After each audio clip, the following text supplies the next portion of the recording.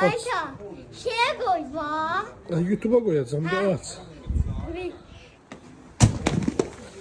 Şimdi qiyməti neçədir yaxşı?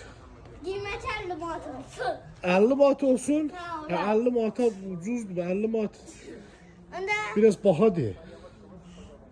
90. Ha, 90 manat. Yaşı 90. Ay sağ ol. 90 aydır. Onu da aç.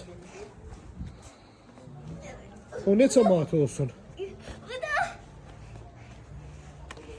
2 manat. Bakın göreceğim. Bakın deyim. Göstereyim. Yo eyni işte. İkisi də 90'dır. İşte 90 olmaz. Ha. Buna 90.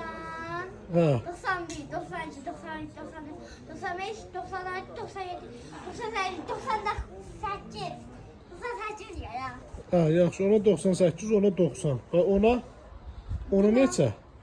Buna bir sade çalıyor ya. Yani görmeyeceğim. Ya bir şey koyacağım. Hı. Tez elə çox oldu. Tamam.